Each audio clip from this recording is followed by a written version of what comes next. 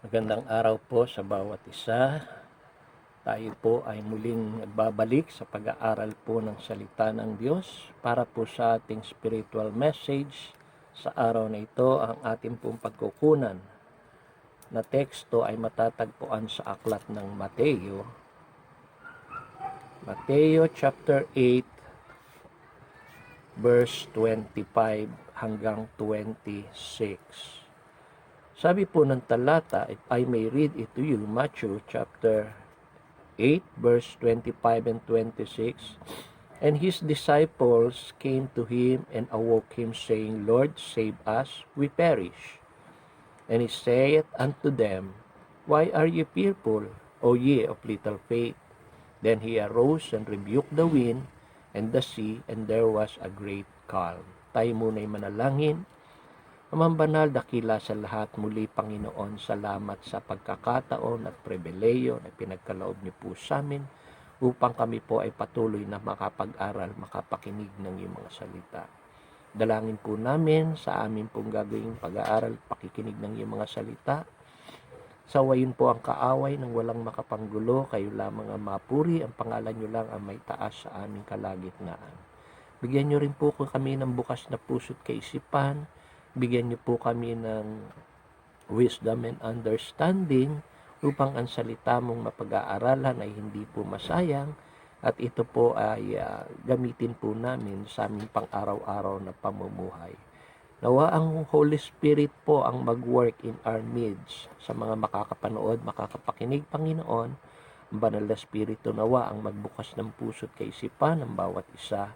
Siyang magbigay sa amin ng kaunawaan sa amin pong mapag-aaralan. Ito pong aking sinasamot dinadalangin sa pangalan po ni Jesus. Amen. Ito po ay tagpo kung saan ang Panginoong Hesukristo ay naglalakbay. Kasama niya ang kanyang mga disipulo. At habang sila po ay nasa isang ship, meron pong biglang dumating na malakas na bagyo. Kaya nga po ang bapor ay natabunan ng mga alon at ang Panginoong Hesukristo ay natutulog at nagpapahinga. So ang ginawa po ay lumapit sa kanya ang kanyang mga disipulo at ginising siya. At nagsabing, Panginoon, iligtas kami, kami ay mapapahamak. So meron ng halong takot at kaba. Labis na nag-aalala ang kanyang mga disipulo dahil sila nga po ay nag-aalala na baka sila ay mapahamak. At sabi ng Panginoon sa verse 26, Bakit ba kayo natatakot, O ye of little faith? O ye of little faith. Kasama na nga naman nila ang Panginoon, natakot pa sila. Kinabahan pa sila, nag-alala pa sila. Kaya ang ginawa ng Panginoon, siya po ay bumangon, sinaway ang hangin at ang dagat, nagkaroon ng lubhang katahimikan. Okay? Pero namangha po yung mga tao, namangha, at nagsabing anong uring tao ito, na maging ang hangin at dagat ay sumusunod sa kanya. So makita po natin sa mga talatang ito na kapag ikay nasa Panginoon, lumalakad ka kasama ang Panginoon, kilala mo at meron kang relasyon sa Panginoon, hindi ka dapat mangamba, hindi ka dapat nag-aalala dahil alam mo kasama mo ang Panginoon. Huwag kang matakot. Kaya nga sabi ng Panginoon, O ye of little faith.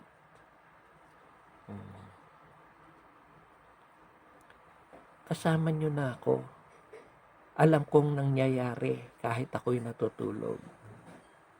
At kailanman, hindi ko kayo pababayaan. So makita po natin dito sa ating sitwasyon sa kasalukuyan. Ganon din po dapat ang ating attitude. Lumalaganap ang virus, parami ang namamatay, dinadapuan ng virus. Pero kung ikaw ay may relasyon sa Panginoon, wala kang dapat ikatakot. Sa halip, ikaw ay manalangin na proteksyonan ka ang iyong mga mahal sa buhay ng Panginoon sa virus na yan.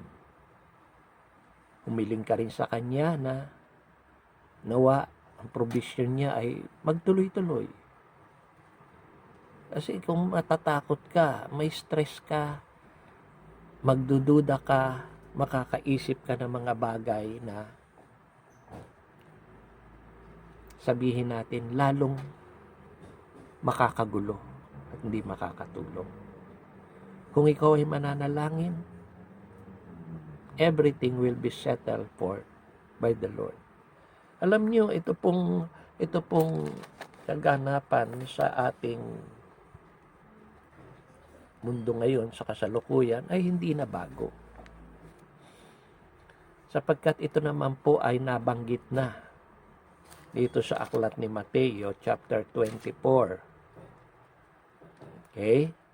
In Matthew chapter 24, nabanggit na po ang mga kaganapan na nararanasan natin sa kasalukuyan. Tingnan niyo po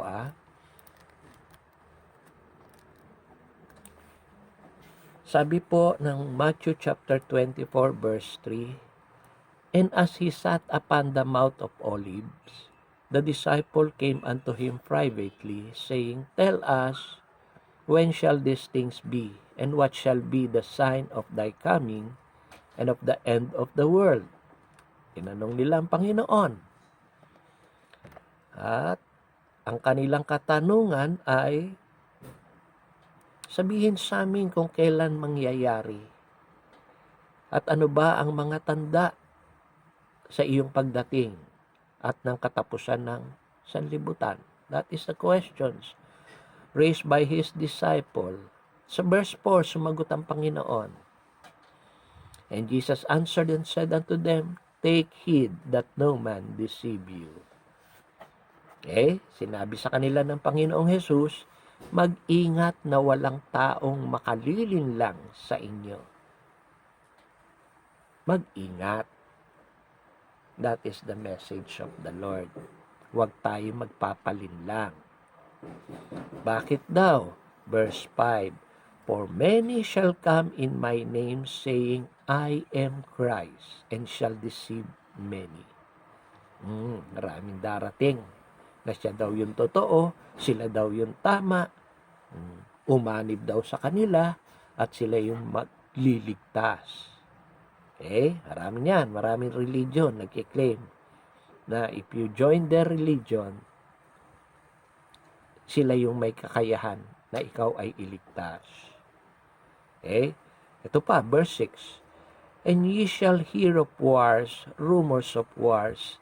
See that ye be not troubled, for all these things must come to pass, but the end is not yet. Naririnig daw natin ang mga digmaan at mga balita ng mga digmaan. Tiyakin na kayo ay huwag mabagabag, sabi ng Panginoon, sapagkat ang lahat ng mga bagay na ito ay dapat mangyari. Datapwat ang katapusan ay hindi pa ito. May rumors of wars, may wars, diba? Afghanistan, may gera dyan. Nasakop na naman ng Taliban yan. Pero, huwag daw tayo mabagabag. Tanong natin, ang Panginoon ayaw niyang nababagabag tayo. Ano pa ang mababalitaan natin? Pero sabi pala dyan, but the end is not yet. It is not yet the end.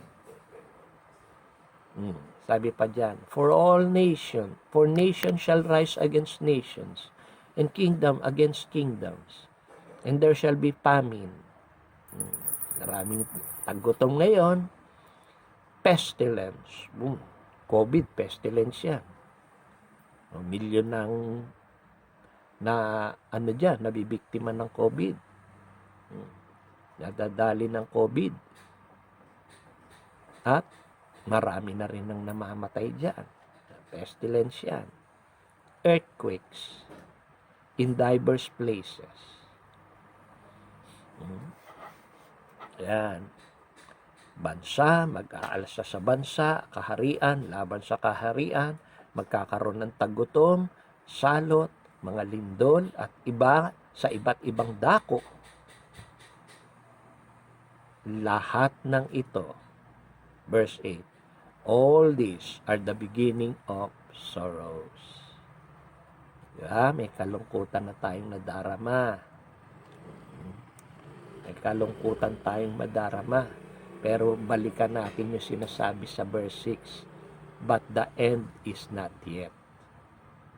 So, ang Panginoon, binibigyan pa ang mga tao ng sapat na panahon upang yung kanilang spiritual life ay maitama.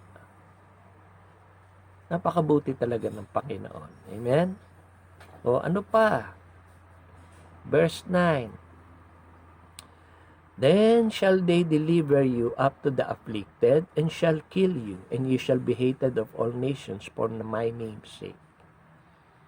And then shall many be offended, and shall betray one another, and shall hate one another. Mabigat itong verse 9. Sa gayon ay dadalhin nila kayo upang mapahirapan at papatayin kayo, at kayo ay kamumuhian ng lahat ng bansa alang-alang sa aking pangalan.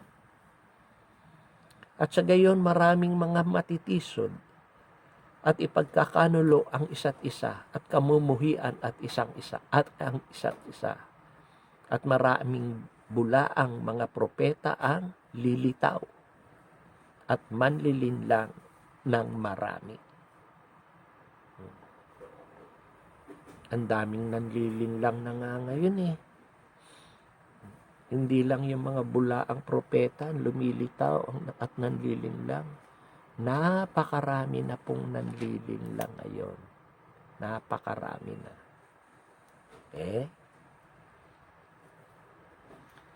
Hindi lang mga false prophet. Sa government, ang daming nanlilinlang. Sa pamamahagi ng ayuda, ang daming nanlilinlang. Marami nagkalat na po, hindi lang mga bulaang propeta ang nanlilinlang.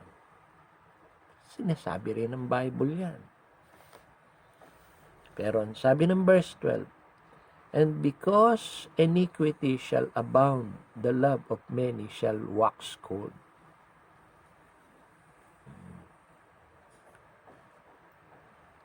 Yung pag-ibig ng marami ay magiging malamig. Sana sa ganitong pagkakataon, maraming tao ang lalong lumapit sa Panginoon. Pero ang nangyayari po ay kabaligtaran. Sa kasalukuyan po ang nangyayari ay hindi ang Panginoon ang nilalapitan. Ang nilalapitan po ng karamihan ng tao ay mabakunahan sila, makakuha sila ng ayuda. Ayan. Panginoon po, sa Panginoon pa rin dapat. Okay? Pero in verse 13, basahin ko, but he that shall endure unto the end, the same shall be saved. Pero kung lahat ng ito ay mapagdadaanan natin at malalampasan natin sa biyaya ng Panginoong Jesucristo, sabi diyan, the same shall be saved. Kung may karamdaman ka, kung nagpositibo ka man sa COVID, sinong dapat natin lapitan? Ang Panginoon pa rin. Ang Panginoon pa rin. Unahin natin siyang lapitan. Ang Panginoon ang makakatulong sa atin. Tanging ang Panginoon lamang ang may kakayahan na pagalingin kung tayo man ay may karamdaman. Tanging ang Panginoon lang ang kayang magpagaling ng lahat ng uri ng karamdaman. Doon nga po sa istorya kung saan si Simon Pedro na yung kanyang biyenan ay may lagnat, anong ginawa niya? Okay? Anong ginawa ni Simon Pedro? Lumapit siya, hinawakan yung kamay ng kanyang biyenan, itinayo at ipinanalangin ni Apostol Peter yung kanyang biyenan at gumaling. Wala pong sinabi yung Bible na pinainom ng gamot. Pinag-pray lang. Prayer really is very powerful. Especially kung ang panalangin ay naka-address dun sa Diyos na buhay, sa dakilang manggagamot.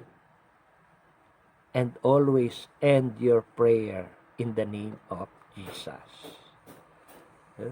Karamdaman, sicknesses, madali lang yan. Kung malubhang karamdaman, madali lang yan. Dakilang manggagamot ang Panginoon. Ilapit natin sa Panginoon at siya ang bahala magpagaling. Kung kinakailangan, ipag-fasting mo, prayer and fasting. It's the best thing for us to do. Kung ikaw man minsan may sakit, ganun din ang gawin. Una sa lahat, ipanalangin sa Panginoon. Kung meron kang church na kabahagi ka, sabihin mo sa pastor mo at ipagpipray yan ng pastor mo. Maging ng buong church ay susuporta. Kaya nga po, may mga prayer meeting sa churches eh. Okay? Kung meron kang pangangailangan, sa Panginoon pa rin. Sa Panginoon. Sa Panginoon pa rin. Kung there's anything that you need, again, kanino tayo lalapit? Sa Panginoon pa rin. Dito po, sa Mark chapter 10, meron pong tagpo rito. Meron ditong isang bulag na lumapit sa Panginoon. Okay? Sabi po ng Matthew chapter 10 verse 51, And Jesus answered and said unto him, What wilt thou that I should do unto thee? The blind man said unto him, Lord, that I might receive my sight. Okay? So, itong bulag na ito, hindi po kilala ang Panginoon. Pero narinig niya lang na dumadaan ang Panginoon at mga tao ay nagkakagulo. Kaya ang ginawa nitong bulag na ito, sumigaw na lang siya. Sabi ng bulag, Thou son of David, mahabag sa akin. So narinig ng Panginoon yon. Because bulag nga ito, meron siyang difficulties.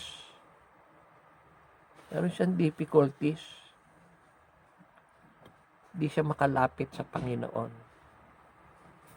So, babangga siya. Madadapa siya. Kaya sumigaw na lang siya. At yung binasa ko nga, yung verse 51, yun ang sinabi ng Panginoon. Ano bang magagawa ko para sa iyo? What will thou that I should do unto thee? Okay? Ano bang gusto mong gawin ko para sa iyo? Ang bulag naman na lalaki nagsabi sa kanya, Panginoon, na matanggap ko nawa ang aking paningin. Alam ng Panginoon na yun ang pangangailangan ng bulag that time. Yun yung kanyang nais ilapit sa Panginoon. And Jesus, nagsabi sa kanya, sabing ganon, Panginoon, go thy ways, thy faith had made thee whole. Mga kapatid, sa mga nakakapakinig, kung ano man ang pangangailangan mo sa mga oras na ito, ilapit mo sa Panginoon. Kailangan mo ng trabaho, kailangan mo ng pinansyal na pambayad sa mga bayarin, ilapit mo sa Panginoon. Ang Panginoon, walang kondisyones yan eh. Pakita mo lang na tapat ka sa iyong pananampalataya. Pati yung mga failures natin, ilapit natin sa Panginoon. Marami tayong failures. Nawalan ng trabaho, nagkautang-utang. Ayan po ay mga failures yan. Kanino natin yan ilalapit? Sa Panginoon pa rin. Tingnan niyo po dito sa Mark 9:28. Sabi rito, Mark chapter 9 verse 28. O kunin ko na lang yung sa Luke 5:5 para maganda naman yung mas maintindihan natin yung sa Luke 5:5 eh. Mas maganda yung pagkakasalarawan dito eh. Sabi dito sa aklat ni Lucas chapter 5 verse 5, Simon answering said unto him, Master, we have toiled all night and have taken nothing. Nevertheless, thy word I will let down the net. Ito ay nung namamalakaya, itong si Simon Pedro, lumulan sila sa isang bapor na sila ay namalakaya. Okay? At hinihulog nila yung kanilang lambat. Pero wala silang mahuli. Magdabag sila na malakaya. Pero dumating ang Panginoon at yun nga po ang kanilang sinabi. Sabi nila, Master, we have toiled all the night. Kami nagpagal ng buong gabi at walang anumang nahuli. Gayunpaman, sa iyong mga salita ay ihuhulog ko uli ang lambat. At nung inihulog nga ang lambat muli ni itong si Simon Pedro, sabi ng verse 6, And when they had this done, they enclosed a great multitude of fishes, and their net brake. And they beckoned unto the other partner, which were in the other ship, that they should come and help them. And they came and filled both the ship, so that they began to sink. Verse 8, When Simon Peter saw it, he fell down at Jesus' knees, saying, Depart from me, for I am a sinful man, O Lord. Okay? Ayaw pa ni Simon Pedro dati. Ayaw niya pang sumunod kay Jesus. Until sinabi niya, sige, sinabi mo magdamag na kami na malakaya, pero wala kaming nahuli. Pero sinabi mo, sige nga, subukan ko.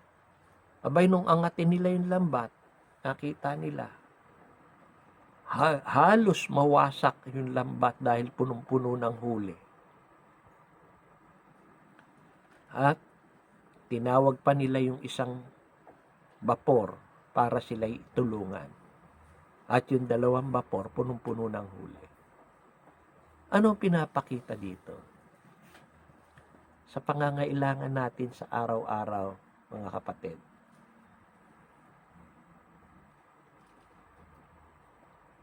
ang Panginoon lang ang katugunan. Sa mga bagay na hindi natin magawa,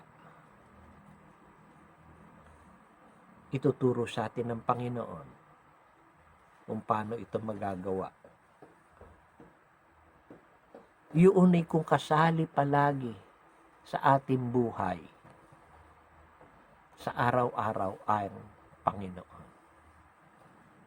Libre po yan. Tulong, libreng ibibigay ng Panginoon yan. Ang nagiging problema, we are trying to solve the problem na wala sa picture ang Panginoong Hesukristo. Needs, difficulties, sickness, perils, failures, troubles, lahat ng mga bagay na nagpapahirap sa atin, disappointment, meron tayong Panginoon. The Lord Jesus Christ is always there, waiting. Iniintay niya lang tayong lumapit tayo sa Kanya. Okay? Yung paglapit sa Panginoon, nawa maging bahagi na ng ating sistema. Araw-araw, lumapit tayo sa Panginoon sa panalangin. Sama na natin sa itineraryo ng buhay natin sa araw-araw.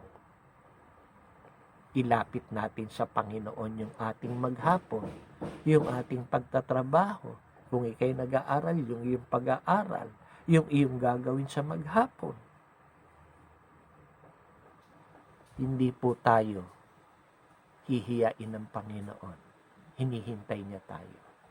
Ang bawat isa'y hinihintay lang ng Panginoon na lumapit sa Kanya. Lord, samahan mo ko sa maghapong ito, maging sa akin pagpunta sa trabaho, sa aking pagtatrabaho, ingatan mo ako. At habang ako'y nasa trabaho, ingatan mo ang mga mahal ko sa buhay na hindi ko kapili. Lord, ako po'y nangangailangan ng mga pambayad sa mga nakatakdang bayarin. Tulungan mo ko. Wala po akong kakayanan mapunan ito, pero sa mayamang biyaya ninyo, ito po ay alam kong mapupunan. Yun. Simple lang ganun, no? Lumapit lang tayo sa Panginoon. Okay? Yung pandemyang ito ay dalawang pangyayari lang. It's either lumayo ka sa Panginoon dahil apektado ka ng pandemya, or manatili ka at lalo pang lumapit sa Panginoon. Anong gagawin mo? Yung manatili ka sa Panginoon, lalo mong paigtingin ang pananampalataya mo sa Kanya. Maraming salamat po. Nawa tayo po ay pinagpala ng salita ng Diyos. Tayo po'y manalangin. Amang banal, dakila sa lahat, Diyos na makapangyarihan, ang may likha ng langit at lupa, marami pong salamat sa inyong mensahe sa amin para sa araw na ito. Tunay nga, O Diyos, mahal nyo kami sapagkat ayaw nyo po kaming natataranta, ayaw nyo po kaming natatakot, ayaw nyo po kaming magdududa. Kaya nga po may babala sa Biblia na wag po kami magpapalinlang sa kahit sino man. Anumang mangyari sa aming kapaligiran, wag po kaming magpapalinlang. Manatili lang kaming umaasa at nananalig sa tunay at buhay na Diyos. Ang iyong mga salita na binitawan sa amin sa umagang ito ay nagbigay po nawa sa bawat isa ng ibayong kalakasan, ibayong pag-asa, manatiling magmahal sa Panginoong Hesukristo sapagkat siya lamang at tanging siya lamang ang may kakayanan upang kami po ay iligtas at bigyan ng proteksyon, bigyan ng probisyon, tigit sa lahat, madama ang kanyang presensya sa aming sitwasyon sa kasalukuyan. Maraming salamat sa kabutihan mo sa amin. Salamat din po at patuloy mong pagpalain ang amin pong kumpanyang ginagamit mo upang kami magkaroon ng probisyon, ang Sapron Philippines, Panginoon. Ingatan niyo ang bawat isa, protektahan kami from COVID virus na lumalaganap, pagpalain niyo nawa ang aming buhay. Ang lahat-lahat po ng ito, Ama, dalangin po namin sa pangalan po ni Jesus na siya pong aming Panginoon at nag-iisang tagapagligtas, ang Diyos na buhay na makapangyarihan sa lahat. Amen and amen. Maraming salamat po. God bless us all. Stay safe. See you soon.